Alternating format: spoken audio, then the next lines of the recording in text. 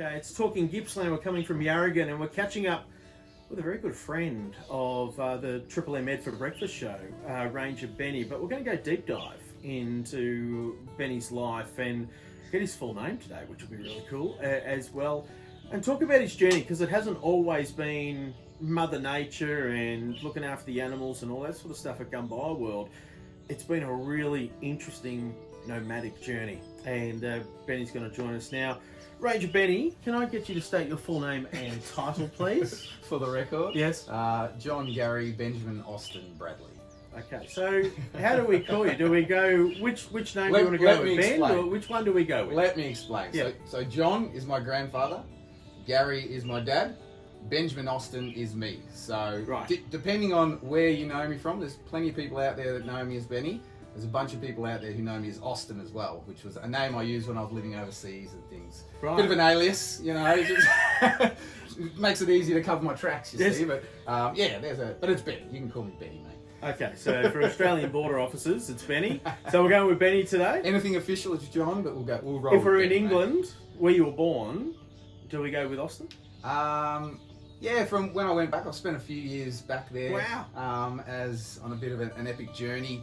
When I was in my early 20s, and everybody I met there, I just wanted a bit of a change at that time.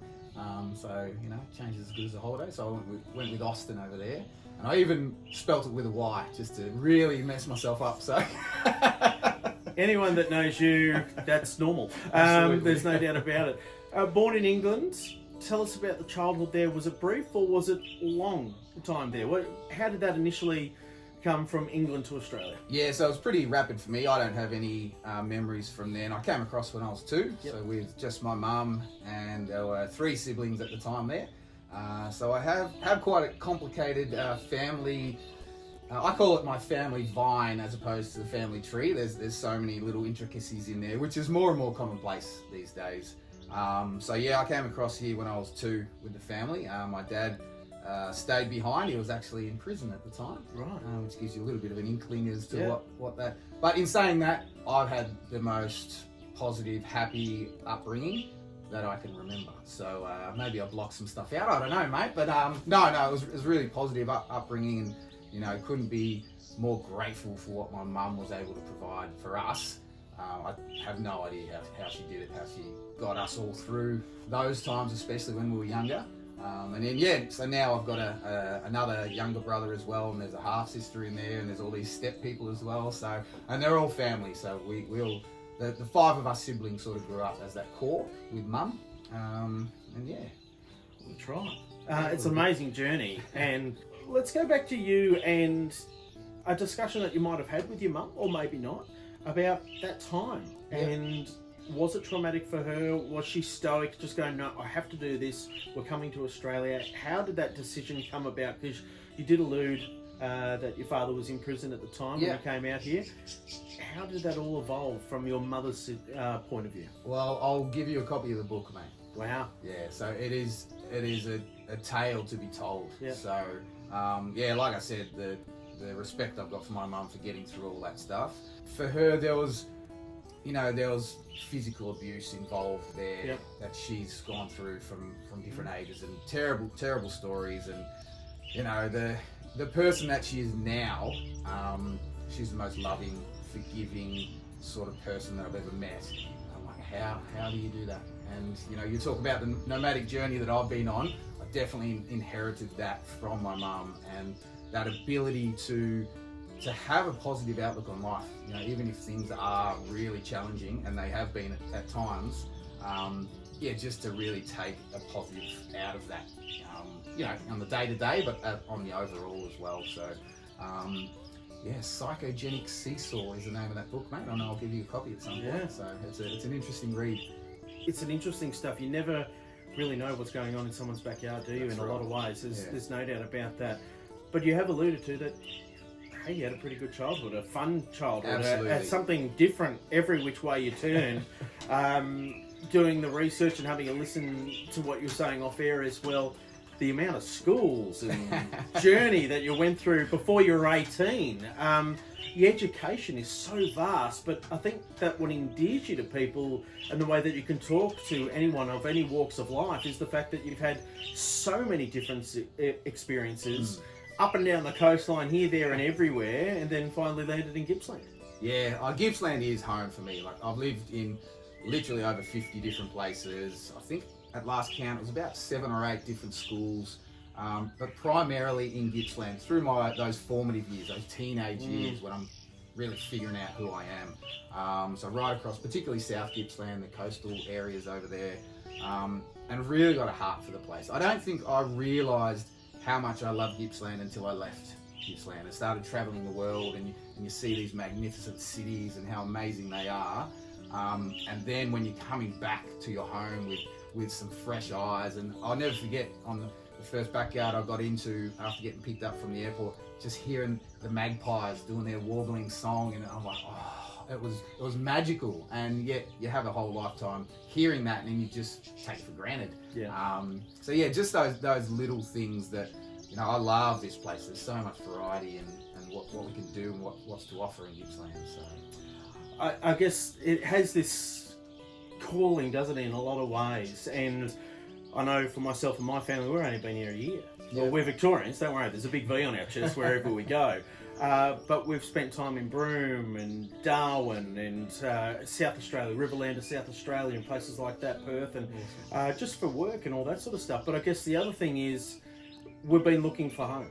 We've been looking for a place to call home that is close to family, but also arm's length. But at the same time... Arm and a stick's length, or just arm's length?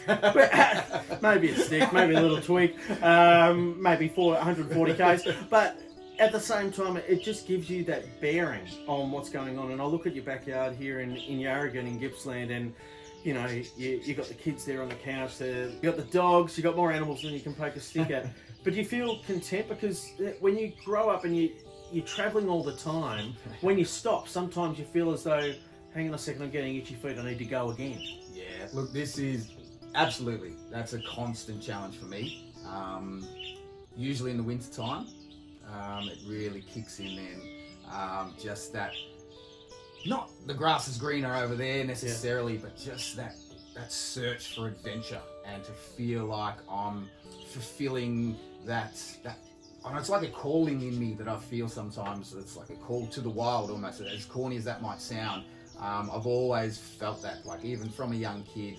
So even my ancestry and my background is Native Indians, a Native American.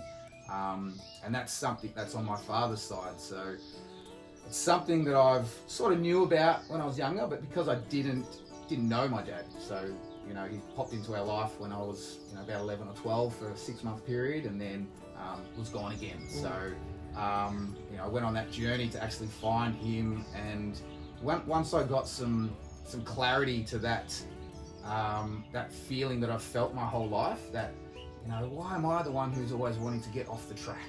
You know, everybody else has to stick to the path. So I'm like, there's adventure right there, guys. Like, follow me. Let's go. I'll take you. And I was just called to that stuff just constantly, and it never really made sense. I heard about this whole Native American thing, and I'm like, oh, I can't claim it. Maybe it's a story that was made up. You know, my dad was a bit of a storyteller and a con man and all these sorts of things. But when I went across there, I spent a couple of years. I actually tracked him down, which was an adventure. You'll have to read my book for that one, mate. It's a work in progress. But I tracked him down and got a lot of those questions answered about who I am, you know, through who he is and his journey. And yeah, I think had I not gone on that journey, I probably wouldn't be fulfilling that wild aspect of who I am now, because I still wouldn't be able to claim it.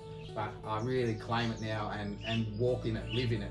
And it's a good feeling that I can, you know, not just do that for myself, but, you know, bring my family along. Yeah. And in my job now that I get to do, just to, bring an audience along there with me, it's a real privilege to be able to do that sort of thing. Did you find that moment where you've gone, hang on, I need answers here. Why am I going this way and that way where everyone else is on pretty much a straight bell curve?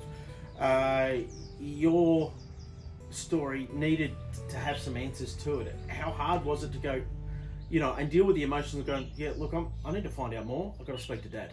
I was incredibly difficult at the time because, not everybody in my family needed that. So there's some real hurt and pain caused by my dad on people in my family, extreme hurt.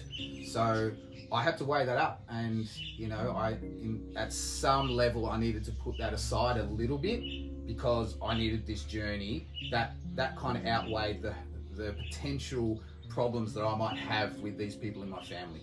I always knew that the strength in my family was there to be able to swing back around and strengthen those relationships again if I needed to, because I just knew I just needed it. A young man, it's hard enough, in the perfect family, so to speak, to figure out who you are and where you want to be journeying. But just knowing these questions over me and all these stories that I had heard about my dad, and just how charismatic he was, and how clever, and the lifestyle that he led, good and bad, it was like a stuff of movies. And I'm like, I need to meet this guy. And the fact that I did was the best and some of the most challenging times of my life as well. So you're sitting in a room with the man that I would call probably the smartest person I've ever met, and the dumbest guy you've ever met as well. Just with some of the decision making and the life choices. And unfortunately he's not with us anymore, but had I not taken that journey and met him as a 21-year-old or whatever it was, and even better than that, when my wife and I got married, we did our first or second anniversary going across to England, and we spent 3 months over there and caught up with him a few times. And he passed away only 18 months after that. And I've now got someone to share it with. Like, she's the only other person apart from my mum who really knows him kind of the way I do, which is really important. So yeah. What was your mum's reaction? Just go for it, absolutely. Yes. There was nothing but love and support from mum in that situation. Just, you might come across some things and some stories and some situations. Like, he wasn't in a good place over there. He was, when I was 11, he was deported to England to a psychiatric institute over there. And he sent back a little business card from that place, Bright Bow Lodge. And for whatever reason, as an 11, 12-year-old, my mum gave me that business card. And through all my moves, all these different places I went, I knew where that card was at all times, because I knew I'd use it one day to find him. And mum knew that as well. Even I never spoke to mum about that. She just knew the sort of person I was, and there's similarities there that I'd be, I was the person to give that to. And without that card, it would have been a much different journey. So Benny's joined us on the show. It's Talking Gippsland, of course, and this is Local Voices with Local Stories, aka Ranger Benny, which you can hear him sporadically on Ed for Breakfast show on Triple M as well. Did you find the answers that you were looking for when you finally got to your dad? You mentioned that he was in a psychiatric ward and things like that, so there might have been things going left, right and centre with the information that you were getting. Did you get what you desired out of whatever relationship you could build? Absolutely, yeah. So I was living in so I tracked him down to a beautiful city called Bath in England. And anyone out there who's been there, it's the most magical city. It's, you think Jane Austen and all that theme, that was its heyday. And I used to live on one side of the city and he lived in the other, and I used to work in a little photography shop there and doing my thing, and I'd walk the 6 miles across town to see him in the morning, and I'd walk back, and I'd usually go back there again, and I've never walked so much in my life over that little period of time. But just really just threw myself into his life, and for a while there he was trying to hide the situation that he was in. It took, I think I was there about 6 or 7 weeks before I actually got to see where he lived, which was effectively a drug den that had been taken over by a couple of meth dealers, and my dad was living in the kitchen, and they'd taken over, and it was blacked out, and the grime on the walls, the visceral sort of thing for a 21-year-old to see. It really just changed my outlook on life. Not to think badly about that, but just to see how quickly some of these people, my dad's best friends, they're the people living on the streets, the ones selling the big issue and all these sorts of people, and they became my friends as well. And I got a real heart for those people who are in those circumstances, because when you hear their stories, sometimes it can happen from, you know, the smallest little situation, the loss of a job, or the way they react to a marriage breakdown, or an instance in life that just sends them on this little journey. So yeah, it opened my eyes up to a whole new world there, you know, for someone who was otherwise just, when I left, I'm like footy mad, you know, pretty self-indulgent sort of a person, as most young people are, you know, and I got to experience that young party life, and that was brilliant. I didn't hurt anyone else too bad, I didn't hurt myself too bad, but I'm glad I kind of got through that early, and then shifted into a different realm of my life pretty early on, because I don't think I'd be where I am now without that, I suppose. So yeah. You were still on your journey, really, in a lot of ways when it came to your career. You know, obviously having that amazing upbringing, going here, there, and everywhere. Different schools, different places to see, different people to meet. Then you meet your dad, who's been estranged, and finding out different stories of where you fit. But then when it comes to jobs, you've done it all in a lot of things. You've built houses, you've done this, that, photography you mentioned as well just before. How did you go finding where you're at? I know as we speak, VCE exams are going on at the moment. You've got young kids coming through as well that will go through that school journey. And a lot of them just don't know, or are fearful that they don't have a career pathway for themselves. Yeah. You found yours. You're obviously Ranger Benny at Gumbuya World. We know who you are. I don't know how that happened, mate, but yes, I am. But you love it. You know what I mean? Absolutely. Like, you're there, and there's stability there as well. But how did you go through all those myriad of jobs, and which one really sticks out where you just had so much fun doing it?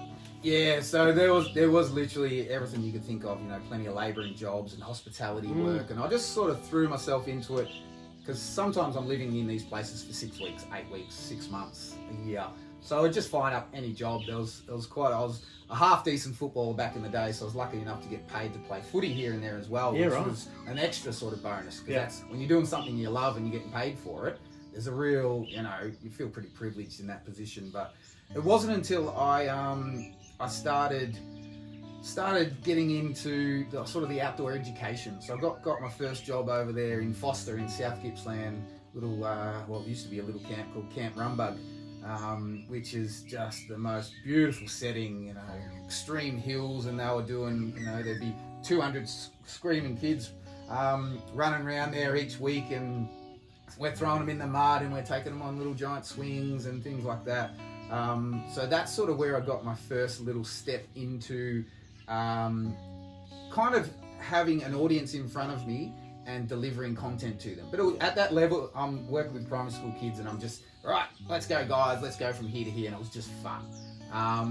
And then I sort of transitioned into, we moved across here into more West Gippsland, and got an opportunity to manage a farm just up here on the hills, and a really extreme property, and I started my own little business, Eagle Eye there, and at the same time got a job at a place called The Summit as well. So The Summit was that same sort of school camp environment, but it was more geared at your secondary school levels, and it was all about, you know, their personal development and really setting them up for growth and success in their life as they move forward. And you'd take these lessons from challenging them with a big, you know, leap of faith, or a walk across this, or getting into tunnels underneath. The other aspect was they had a couple of pythons there as well. So, you know, because of my work with Eagle Eye, which was, I just got the opportunity. We were managing this property up here, you know, 100 acres, which backed onto all this magical bushland. Half of ours was bushland as well, and I used to spend, you know, my wife will attest to this, as soon as the sun came up, I was geared up, no matter what season, and I'm out in the bush, and I'm clearing tracks, and I've just had this vision for, I want people to come here, and I want to take them on an experience while they're here. So I would give them, you know, wilderness survival training, and maybe we might do a bit of animal tracking, and I've just learned all this stuff myself along the journey, you know, watching good old Steve Irwin and people like this, and just getting inspired by what they're doing. Just go, oh, how amazing is that, and that personality, but gee, I'd love to do that, and I could not try and replicate those people, but bring myself into that position. And I'm like, gee, that'd be amazing. I reckon I've got a few things that I could show people along the way too. So yeah, just ran a few little camps up there with some small groups of mainly your 16-year-old footballers who are a little bunch of mates, not the whole team, but there might be 5 or 6 of them, and they'd come up and they'd spend a weekend up there. I remember meeting one group down here at the train station, sent them a message. That was their first clue. I didn't see them. We lived 10 k's up the top of the hill up there, and there was clues the whole way, and I just tracked along behind them, and they're just following. They're finding little elements, and then they had to get to the property, and then they had to build their own shelter, and they're making their own fire. And I popped out of the bushes at one point, and gave them a bit more direction. But I was just living out this idea that I thought would be an amazing career. So back to the summit there, I was given the opportunity to have these really in-depth conversations with people, and not just throw them off a tower and give them an amazing experience, but to have those people who were just paralyzed with fear in that moment. And I was called upon to be able to talk them through that sort of situation. And you couldn't always do it. Absolutely, it's always their personal choice to do it. But the amount of satisfaction I would get at times, and exhaustion, but I would be coming home just elated from being able to help that person through that situation. And so they got to do an abseiling thing, big deal. But when you align that with something else, and you can teach them, maybe when you're hitting that year 12 exam, which just feels like too much, remember that moment when you felt that exact same way at the top of that tower, and you applied this, and this, and you were able to at least give it a crack. So I'm really, really grateful for the skills that I learnt there at the summit, and the opportunities I was given there to get hands-on in that business and lead teams and do some crazy things out there. It was awesome. And then that just led me, without knowing it just sort of positioned me perfectly for that step across to Gumbuya World. At the time that it all came, and the way that it all came together was just pretty perfect, I think. So it's an amazing career journey as well. And I think for those students that are listening to the podcast, no matter what time of the year it is, whether you're going into year 12, year 10, and you just think that you haven't got it all sorted out, it is so important to go, hey, look, if you've got a dream, you can go out and get it. But if you don't know what it is, it's okay. Let the journey take you to it as well in some ways, because you're going to find something that you're passionate about to get there at the end, no doubt about it. Benny's joined us, of course, aka Ranger Benny, talking about his journey through life here on Talking Gippsland, of course. It's local people, local voices, and local stories that we absolutely love getting into at the moment. You mentioned footy. And you sort of just dropped it that you're a bit of a big deal. Got paid to play. Let's check the tapes. I tapes. I don't remember saying big deal. Vic Mentro, all this sort of stuff. Quaffle footy, VFL, all that sort of stuff. Let's break down your footy journey as well, because I think sport is a great outlet for adolescents. There's no doubt about that for anyone, really, at any age. I was down in Sale the other weekend and saw the lawn bowls, and boy, the sledging out there on green number 3, you know who you were. It was going pretty rife out there. But let's talk about your footy career. How did you get involved with that? Because it's footy, cricket, really at a young age, but there are so many other sports nowadays. You fell in love with footy. Tell us about it. Yeah, absolutely. For me, it was the combat of footy that I loved. So I had some decent skills and could, go both sides of the body and all that, and got myself pretty fit and all that sort of stuff when you're young and passionate about footy. But I just used to thrive on that competition of, I'm not going to let this guy get past me. And it was that wild action of just back in the days when you used to be able to be pretty brutal with the sling tackles and dumping people on their heads and rubbing their face in the dirt. Don't do that these days, kids. Don't. Please don't. Please. But that was all a part of it back then, and that was what was regarded pretty highly. So I was able to get into playing some senior footy at a pretty young age and playing against men, which is quite different for a 15-year-old body, which is not grown in. Coming up against grown men of my age now at 40, it's pretty intense sort of situation. But I was just compared to the sort of person I was off the field, which is pretty easy going and pretty just relaxed. The old white line fever used to kick in for me pretty severely, and always fair. Got reported a few times, but never rubbed out, mate. So there was a fun instance there, knocking some ruckman out, playing against him at Carlton one day, and he played AFL the next week, and I think that's what got Did me he off. really? Right. Cheers to you out there, buddy. Names? But, no, I'm not going to talk your names. Matty Allen, hello.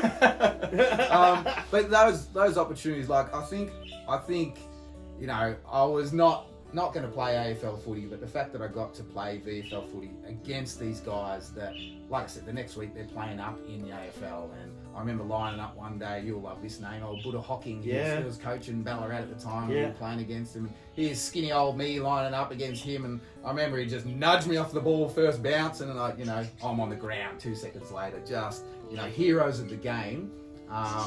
Getting the chance to rub shoulders with those guys was awesome. You know, absolutely loved it. But it was a real outlet for me. It was everything when I was a teenager. That was the sole focus of, I wanted that AFL career and working towards it. But so what happened? What happened there? Because you're alluding to, there was a moment there where, and this is the harshest thing as well. We've got the national draft around us as well. Yeah, okay. And this is emotional as well for a lot of youngsters, where Absolutely. you think about, well, where can you go? You got this dream of being the best you possibly can, and maybe playing for your favourite AFL team, or just playing in the AFL, or at the highest level of whatever sport you're in.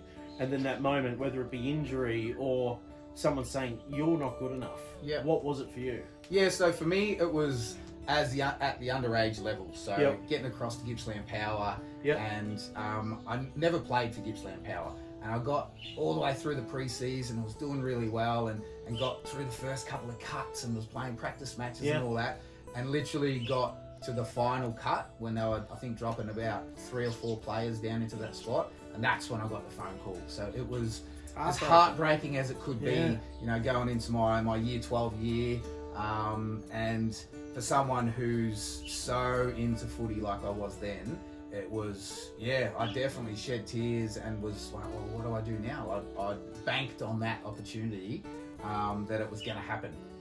But fortunately enough for me, I just threw myself at the next challenge. And the optimistic outlook was crucial for me at that time. I'm like, all right, well, what's going on here? What are we going to do now? Just shifted into that mode, and you know, played local footy like my life depended on it, and really got joy out of that as well. But yeah, I really feel for those kids with the pressure that's on them these days, and the professionalism of the game that's changed in that, you know, 20 years time that I'm talking about is like night and day. It's just incredible. But that comes with some amazing opportunities as well. But yeah, if there was any advice for those kids out there, it's just feel the pain of disappointment when it doesn't happen, but have a strategy in place for what to do with that. You know, and find a little positive. Get yourself around some positive people, and you know, pick yourself up. Just because you don't get taken in that draft as a 17-year-old, there's people getting into the game in their 20s. If that's your goal, it's never a guarantee that it's going to happen, but you position yourself in the right way and you work hard. Like, no one is successful out there without hard work. Like, you ask anyone, it is the common thread. You listen to some of the good podcasts out there that are in that realm of the sporting heroes that are out there. They all say it's hard work, and you've got to be willing to do it. Yeah, there's no doubt about that. And I think that call, I was speaking to a young fella today where all his eggs are in the basket of making it to the AFL. Yeah. And listening to him and hear his passion for simply playing, I said, well, okay, well, what's the backup? What's the other plan, you know? Not if you just don't get drafted, but say you play one season, you do an injury, and then you get cut. What's the plan after that? I'm not thinking about it. Yeah. And that scared me interviewing this young man, because I'm just like, well, the average AFL player plays about 15 games. Yeah. That's it. It's so cutthroat. You're not going to be the 300 gamers all the time like a Shane Edwards from your mob or a Nathan Jones from mine. Yeah. It's more about, you know, making sure that you have something in plan. And you did, which is quite incredible. We come back to now, Gumbuya World, the role that you're in at the moment. Is it everything that you want? Because I know I alluded to before that there might be that yearning to go and do something else, but every single time I catch up with you in the studio or offside or whatever it is, there's a smile on your face and you're just like, this is it. I'm loving every moment of it. It's an amazing opportunity that I've got there. I started over there in the property services team. Yeah. I just would drive past that place and see the development they were putting in there, and I'm like, I've got to get a job there. I have to. At some point, I'm going to get in that wildlife. And this is coming from someone who has 0 wildlife jobs. Like, my wildlife experience is catching and relocating venomous snakes for 15 years, and I taught myself to do that. So that's the background that I'm bringing in here, and trying to get jobs alongside people who with university degrees and full conservation backgrounds and all this sort of stuff. So I figured, just get your foot in the door, whatever. Because I've got so many varied experiences, 10 years working in school camps, I'm like, oh yeah, I can run the rides there. That's fine. They'll teach me how to do it. No dramas. I'll have a job there in guest services. I don't really care. So they were applying for those sorts of jobs at the time. Went to a big group interview and got through that. They offered me a job that wasn't actually on the cards on that night, so that was in the property services team. So I'm like, yeah, thank goodness, because I didn't want to stand there running rides. I'm like, no, that's not my joy, but I would have done it because I had that goal. I knew what I was working towards, the wildlife team. I thought, 2-3 years putting in the hard yards there, I might be able to get myself into a good position and slowly make my way, maybe do a few courses in the wildlife area, some Cert 3s or whatever. Fast forward about 7 or 8 weeks and I was a full-timer in the wildlife team. So just because of the timing, the leadership at the time, the management, things just fell into place for me. And not without, putting my best foot forward. So I was making sure that I was positioning myself well and just doing a really good job at everything I did there.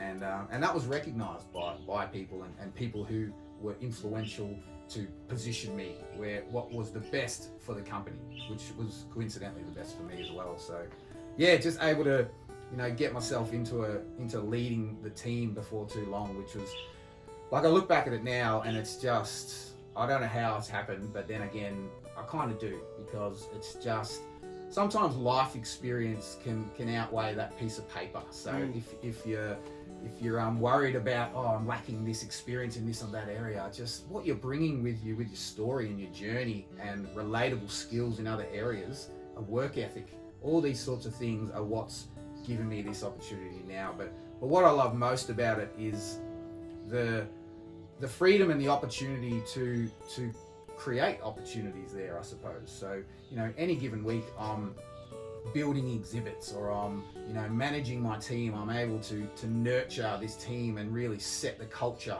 of what the wildlife team's all about there.